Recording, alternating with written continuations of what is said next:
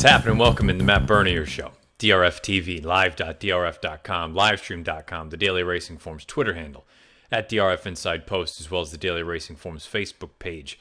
My name is Matt Bernier. You can follow me on Twitter at Bernier_Matt. This is the recap edition. We're going to go back. I know it's a little bit late. We're going to take a look back at a few races from this past weekend. That happened to be the weekend of November the 10th and November the 11th. If you listen to this thing in podcast, like most of you do. YouTube, SoundCloud, iTunes, video.drf.com, as well as Spotify. Over on YouTube, click that subscribe button. Give us a thumbs up if you listen on iTunes or Apple Podcasts or however you take your podcasts. Write us a review. Give us a positive rating. It's greatly appreciated. I realized that this was a show that was taped late because of the holiday. Unable to get it out there for the live stream viewers. So unfortunately, we had to miss that. We'll be back with that next week, though. In the meantime, you can catch it in the podcast. And again, it's kind of a light week. There was only one graded stakes race over the weekend. We'll go over that as well as a few other races from across the country. We'll give you the weekend's best as far as Beyer Speed figure performances are concerned. We'll also give you a little bit of a stakes montage and the DRFTV schedule of events. Without further ado, let's kick things off. Let's go to the only graded stakes race of the weekend. It came from Churchill Downs, so we will not have a replay for you. But this was the field for the Grade 3 Commonwealth Turf. These are 3-year-olds going a mile and a 16th on the grass. It was very, very yielding, a very heavy surface, a field of 7. Post-time favorite was March to the Arch for Mark Cassie. Now, this is a horse that's done some good things in the past, but the fact that he was favored over Hot Springs, I was mildly surprised by that because Hot Springs, we know what he's capable of. He was a perfect 3-for-3 headed into this race over the turf at Churchill Downs, and he added to his resume. Hot Springs gets the job done at odds of 9-5 over Zero Gravity, who is the second longest price on the board at odds of 15-1, and Marzo, the pace setter, runs third at odds of 11-1. Let's talk about Hot Springs. He's 4 of 7 lifetime, 5 times in the exact, at just under $250,000 in career earnings. Owned by Woodford Racing LLC, trained by Steve Asmussen. Bred by Bo Hirsch LLC in Kentucky, ridden to victory by Ricardo Santana Jr., and you can see the pedigree. He is by Uncle Mo, out of a Victory Gallop mare named Magical Victory.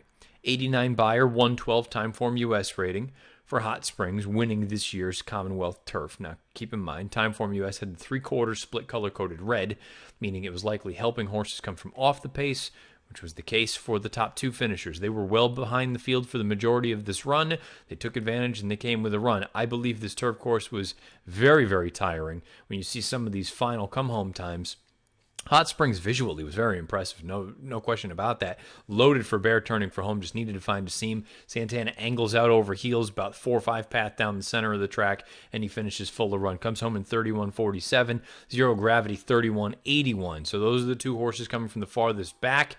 Then you look at the pace setter Marzo, who I think ran a giant race in here. He comes home in 32.76, and Reride comes home in 32.93. So this was not the fastest finish you've ever seen, but I think most of that had to do, it was a product of the turf. The turf was very, very wet. Now, the effort from Hot Springs, we know what he is. He's 4 for 7 at Churchill Downs over the grass course. He's an honest turf horse, and they're going to continue on with him as a 4-year-old and hopefully bigger and better things. Zero Gravity, I think this was more a product of circumstance for him. I don't know that he's all of a sudden really a true contender in graded stakes races. On the flip side, the effort from Marzo, in my opinion, makes him an interesting one to keep an eye on coming out of this. Now, keep in mind, he had run 10 days prior. And considering the really, really tiring turf course, and considering the fact that he put away the rest of the pace, he's the only one. When you look at that chart, he is the only one remotely close that stuck around late. And he got tired, and understandably so. But the horse that was in second throughout, Year of the Kitten, up the track. March to the Arch up the track. And Sniper Kitten up the track. I thought this was a big effort from Marzo. Big enough, I put him in my DRF Horse Watch. I also put Reride in my DRF Horse Watch. And I'm sure some of you are going to look at it and say, you picked Reride, you're a fanboy. Admittedly, I do like the horse. I think he's a nice little horse. But I think this is another effort that's probably slightly better than it may look at face value, because Timeform US with that 3/4 split color-coded red, that was right when Reride made a legitimate move down on the inside into the run, and he loomed up on the outside of Marzo, and he just flattened out down the lane. I believe this is a product of 2 things. I don't think the turf course was to his liking. I think he tried, and it just, it took the starch out of him. But more importantly, I believe this distance is not ideal. I think he is better at a flat mile, and I still think there's a race for a re-ride, so I threw him in my DRF horse watch as well. Maybe he's not one that you want to include. I would certainly include Marzo, at the very least. Put him in your horse watch, because I think that this was a much better effort than maybe it's going to get credit for. I think this was a strong, strong effort from Marzo. Re-ride, I'm inclined to give him another look, because he's going to be a decent enough price in whichever race he shows up in, and preferably we're going to get firm going and a mile. I think he's one to give another look anyway. March to the Arch could be a combination of things. Perhaps he was too close to the pace. Perhaps the turf really wasn't to his liking. And then Sniper Kitten and Year of the Kitten, neither of them really fired some, let's just call them subpar performances. But to be fair, Year of the Kitten was 17-1. He was the longest shot on the board. Disappointing effort from Sniper Kitten.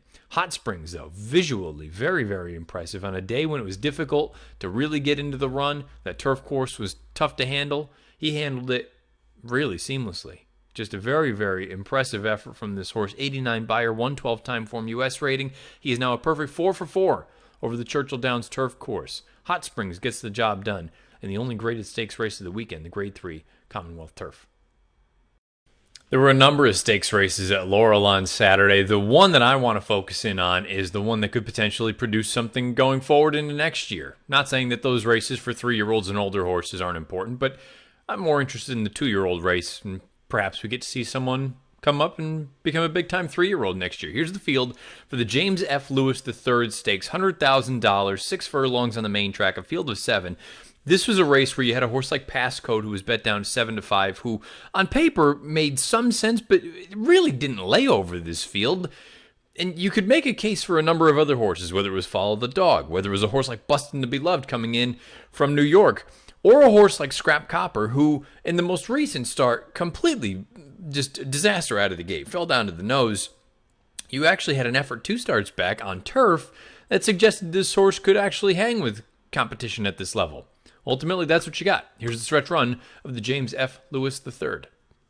They're at the top of the stretch. 46.24 was a half mile. Follow the Dog. They're following. Follow the Dog home. Scrap Copper all out second. On the inside, X's Passcode is dropped back, and Fayette Warrior looking to reclaim the 3rd position. About a 16th left to go. Scrap Copper on the outside. Follow the Dog. Scrap Copper. Trevor's on fire. Trevor McCarthy. Scrap Copper. Scrap Copper to win it by a half length from Follow the Dog second. Fayette. Scrap Copper rebounds and gets the job done at 9-1 over Follow the Dog at odds of 2-1, and Fayette Warrior runs 3rd at odds of 7-1. Your 7-5 favorite Passcode finishes 6th in a field of 7. Let's take a look at the winner, Scrap Copper, a little bit more. He is 2 of 4 lifetime, 3 times in the exacta. The only time he didn't hit the board or didn't run in the exacta was that last start, in which he fell to his nose out of the gate. Over $111,000 in career earnings, owned by Kathleen Willier. Trained by Hamilton Smith, bred by Nellie M. Cox and Rose Retreat Farm in Maryland, ridden to victory by Trevor McCarthy. And you can see the pedigree at the bottom of the horse card. He is by Great Notion out of an Olmovedor mare named after all. 77 Beyer Speed figure, 101 time form US rating for Scrap Copper, winning the Lewis III Stakes. Follow the Dog, a 76 Beyer, and slightly faster 102 time form US rating. Again, that's incorporating and factoring in the pace, considering Follow the Dog was the one that was cutting out the fractions for the most part in this race, and he got run down late. Those top 2 were well clear of the rest of this field. 7.5 lengths separated the 2nd and 3rd place finishers, but Scrap Copper finished considerably better than Follow the Dog did. But that's a little bit, I don't want to say unkind to a horse like Follow the Dog, but Follow the Dog was much closer to the pace and eventually was the one actually dictating terms. 22 and 3, 46 and 2 for 3/4. They stopped the clock in 10 and 4. When you take a look at the final 8s for each of the top 2 finishers, Scrap Copper came home in 11.84. Follow the Dog came home in 12.39. Scrap Copper, to me, this is the definition of a horse that one race got people off of him. Where he had a disaster in the most recent start, draw a line through it. 2 starts back, you have a very, very solid rallying 2nd place finish on a yielding turf event. And in the career debut, he won outright on the lead on the main track. There were a number of things that were pointing toward a horse like this that made a lot of sense if you could forgive the most recent start, which, again, anyone that saw that replay certainly could. And you got a very, very generous mutual, paid just $21.40. I mean, this is a very, very, one of those instances where sometimes, remember, go back to school with that old adage, kiss Keep it simple, stupid. Don't overthink it. Sometimes it is just straightforward and right there for you. Kind of felt like this was the case with this. Follow the Dog, clearly, the Connections did a great job by putting the blinkers on, because that has woken this horse up in a giant way. And he ran a very, very admirable race here. It's also worth noting, Mike Watchmaker, the DRF National Handicapper, as well as some other folks on social media, were suggesting that the inside is not where you wanted to be at Laurel on Saturday. I think based on some tape that we've seen, and you can go back and watch all the replays, they're up on YouTube, I would tend to agree, but my sort of bigger point, overriding point there would be inside usually is not where you want to be at Laurel Park. You usually want to be making that 2 or 3 wide sort of sweeping move coming off the far turn. So Follow the Dog, perhaps he was compromised a little bit because he down the lane, he was down toward the inside, but I just personally think Scrap Copper ran a little bit of a better race. I understand the 102 time form rating would suggest that Follow the Dog did, but there's a part of me that feels like Scrap Copper, there's possibly more in the tank, and we'll see what we get next year as a 3-year-old. The Connections are anxious to stretch him out in distance. I'm also not totally convinced that the main track is going to be where he makes his hay. Wonder if eventually they transition over the turf, and that's where he ends up running some bigger and better races. We'll find out in time, but a good effort from Scrap Copper. As far as the rest of the field is concerned, again, if you want to look at the pace and say that it was honest, time form didn't sort of give it any kind of designation. They said it was just a fair sort of situation, not fast, not slow. If you believe it was more than honest, perhaps you can give Passcode the benefit of the doubt. Now, keep in mind, Passcode was down on the inside, so maybe he had that working against him, but he's supposed to do a little bit better, I think, than run 6th in a field of 7, beaten as the 7-5 favorite. The top 2, they were very clearly the 2 best horses in this race, Scrap Copper and Follow the Dog. They both run admirably. Scrap Copper gets back to his winning ways. He gets the job done in the James F. Lewis III Stakes with a 77 Beyer and a 101 Timeform US rating. Head out to Del Mar on Saturday for their featured event, the 7th race. It was the $75,000 Let It Ride Stakes, a mile on the turf. Let's take a look at the field. 7 of them signed on. Post-time favorite was Prince Earl, lightly raced for Phil D'Amato. Hadn't really done anything wrong in 2 lifetime starts, but he was bet heavily in this spot, taking on the best company to date. Did he pass the test? Trevor Denman with the stretch run. Risky proposition behind them. Top of the lane, Calix Man hanging on to the lead now. Here's Prince Earl in the white colours. Along the inside, a Fleet Ascent coming with the late runners. Fight on as well on the outside. Risky proposition. Choo Choo at the rail. It's suddenly wide open. Risky proposition. Risky proposition mows them all down. Risky Proposition is the longest shot on the board, 22-1, upsets the apple cart. He gets the job done over Choo Choo, who runs second at 14-1, and Calix Man, the pace setter, runs third at odds of 5-1 in this year's Let It Ride. Let's take a look at Risky Proposition, 3 of 9 lifetime, 5 times in the money from 9 lifetime starts, just under $110,000 in career earnings, owned by Acker, Becker, Bloom, Lindo, and Wafer. Trained by Bill Spar, bred by Glencrest Farm LLC in Kentucky, ridden to victory by Joe Talamo. You can see that pedigree at the bottom of the horse card. He is by Bodemeister, out of a Wavering Monarch mare named Risk. 88 Beyer Speed, figure 113 Timeform US rating for Risky Proposition, winning this year's Let It Ride. Timeform US had the 3/4 and the 1/8 call, so let's call it the 7/8. Both color-coded red, meaning that the fractions were fast. Likely helping a horse like Risky Proposition come from farther out of it. Choo Choo, I thought, ran fine, all things considered, down on the inside. Suppose he got a little bit tight form and deep stretch, but I don't think it really made much of a difference.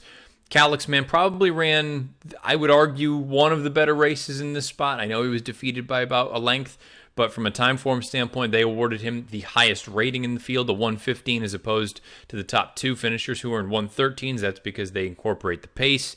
This horse was out there dictating the fractions 23-2, 47-1. But as I made mention, you have those sort of late fractions that Timeform US color-coded red, the 3/4 call being 10-3, and the call at the 7/8 being 22-2. Calix Man, I thought, ran quite well in this spot. Risky Proposition, I don't have much to knock about this effort. I don't think it was awesome, but I think it was very, very solid. Bill Spar talked about how the goal was to get into an allowance race for this horse. The allowance didn't fill. They tried this one, and it ended up working. Good for them. It sounds like there's a chance that they may wheel him back here in a few weeks For the Grade 1 Hollywood Derby, Spar's talked about it. He believes the 9 furlong distance of that race will be more to this horse's liking. Based on the way that he runs, I tend to agree with that. I feel like additional distance will be his friend. I think he just had a very good scenario presented to him here in this spot. On the far turn, Talamo is into him, and it looks like he's just kind of spinning his wheels a little bit. Wheeled him out into the clear, and he finished well. I think it was a combination of two things. Him finding his best stride late, which again would possibly lend itself to longer distances. And also, I think the pace setter was feeling it a little bit. Calix, man, setting those legitimate early fractions. He came home in 23.97 as opposed to Risky Proposition, who came home in 23.05. As far as the rest of the field is concerned, don't think there's really much to add. A Fleet Ascent, I will say about the distance. Perhaps this was a case in point that he does need shorter. I thought he was going to be capable of getting it. I thought he sat the trip that I wanted him to, and unfortunately, he just didn't have any real fight at the end. Part of me that does wonder now if this is the sort of the tell-all that, you know what, he really does need shorter distances. 6.5 furlongs maybe down the hill be his real bread and butter. Fine effort from Risky Proposition. Good on the connections. This was a nice effort for a horse that was supposed to go in an allowance race. Sometimes you got to be lucky, and that's exactly what happened here. Risky Proposition, they go into the Let It Ride stakes just because that other race wouldn't fill, and they get all the money at 22-1. Risky Proposition, 88 Beyer, 113 time form U.S. rating, maybe on to the Hollywood Derby. Last recap we'll go over is the featured event from Sunday at the Del Mar Thoroughbred Club. This is the field for the $100,000 Betty Grable Stakes. 8 fillies and mares lined up in here, 3-year-olds and up. They're Calbreds or Calsired. It was going to be a little bit of an interesting race. I personally thought there was a standout in here, but the betting public disagreed, and ultimately she didn't prevail. I thought Just Grazed Me. This was the perfect scenario for her, turning back in distance, 7/8 of a mile. All this is what she wants. The betting public chose to go with SY Sky, the other Phil D'Amato entrant in this spot. Understandably so. Maybe second off the bench. She needed that first race, and she didn't get embarrassed that day either. Ultimately, neither of them got the job done, and there was a pretty impressive performance from the winner. Here's the stretch run. Spiced Perfection getting the job done in the Betty Grable. The rail, then Show It and Mow It. Wide open as they come for home. Love a Honey Badger hanging on. Spice Perfection. White Blinkers gets the lead. Spice Perfection coming home gamely now. And it's Spice Perfection in full flight for the wire. Just Grazed Me at the rail and SY Sky. But it's going to be Spice Perfection and Flavian Pratt to take it by 2 and a bit in the end. Just Grazed Me second. SY Spice Perfection at odds of 4-1 is your winner of the 2018 Betty Grable over Just Grazed Me, who ran second at 3-1, and over the 2-1 post-time favorite SY Sky, who ran third. Let's take a look at Spiced Perfection. 5 of 13 lifetime, 6 other times in the money, over $442,000 in career earnings. Owned by Dare to Dream Stable LLC, Michael Faber. Trained by Brian Coroner, bred by Premier Thoroughbreds LLC in California, ridden to victory by Flavian Pratt. You see the pedigree at the bottom of the horse card. She is by Smiling Tiger out of a pleasantly perfect mare named Perfect Feet. I'll be honest with you, Spice Perfection continues to run better than I thought she ever would. Early on in her career, I was just never all that impressed. Again, you admit when you're wrong. She's been awesome. Really, really strong. 91 Beyer, 116 time form U.S. rating for Spice Perfection in this spot. Now, it's a little bit interesting. You got to factor a few different things in here, taking a look at this race and taking a look at Del Mar as a whole on Saturday, November the 11th. Timeform US had the surface, the main track at Del Mar, intensely closer friendly, meaning horses coming from off the pace benefited greatly as opposed to horses that were out there on the front end dictating things. In theory, that moves up a horse like Spice Perfection, moves up a horse like Just Grazed Me, and kind of hurts horses like SY Sky and Love a Honey Badger. So perhaps the third and fourth place finishers ran better than it may look on paper. Also worth noting, you couple that with that internal fraction, the half-mile call color-coded red, meaning it was a fast fraction, a fast split. Then all of a sudden you're looking at that saying, you know what, SY Sky and Love a Honey Badger, they both ran pretty well. Gorgeous Ginny even. Maybe you want to give her the benefit of the doubt. And perhaps a horse like Spice Perfection and Just Grazed Me took advantage. I'm looking at it saying that all is well and good, and that may be accurate to a degree. Spice Perfection never looked like a loser at any point in this race. She was loaded in the pocket, a beautiful trip beneath Flavian Pratt, split horses turning for home, and she extended. She finished in 13:08. I thought she was awesome this day. She's going to stay in training as a 4-year-old. I'd imagine these Calbred races, these are going to be her bread and butter. To be honest with you, I would do something crazy. I would take a shot in the La Brea. You may not be good enough to win. A 91, it'll probably take a little bit better than that, but how much better? Now, I mean, we've seen these fillies and mare sprinters. Not a heck of a lot out there. Maybe you're going to get the filly that won the filly and mare sprint to come out, Shamrock Rose, but I would take a chance. If she's in good order and good form, I would take a chance with Spice Perfection. What do you have to lose? On the heels of this effort, I would take a shot in a grade 1. If you don't win, maybe you can hit the board. Get that beautiful grade 1 black type, and then you go on as a 4-year-old and you do what you're going to do in your California races. But based on this effort, I would have no beef with them taking a shot there should they choose to do that. I don't know that they will or they won't, but all that has been discussed is that she will train on as a 4-year-old. Just Grazed Me is even one that I wouldn't be opposed to taking a shot in the La Brea. I wanted her in the La Brea all along, and I wanted her to bypass this race. On the heels of this effort, I don't think there's anything wrong with trying to take a chance. If things heat up front at Santa Anita, you come from a little bit farther off the pace, maybe you can get the job done. Or again, at the very least, get a piece of a grade 1 pie. At the end of the day, though, Spice Perfection, she was much, much the best in this spot. She gets the job done. One of the 3-year-olds in this spot. Spice Perfection, a 91 Beyer and a 116 Timeform US rating, winning this year's Betty Grable. It's going to button it up for the recaps, but we have a pretty lengthy stakes montage for you. Races all over the place. The Artie Schiller, the reason I didn't dive into that, it came off the turf at Aqueduct, but you will get that as part of the montage. You'll get races from Laurel, Woodbine, you name it. All sorts of stuff. It's that time of year. Here we go. This week's stakes montage. A mile from home, Exulting hand-ridden to a 1.5 length lead on Black Tide second, backside of the Moon, moving up on the outside of him. As they come to the 8th pole, Exulting has a 3-length lead, backside of the Moon on the outside, moving into second, and then it's Black Tide in third, a 16th to go. Exulting in front, backside of the Moon closing in, but won't catch Exulting. Exulting and Rajiv Mirage winning the Artie Schiller.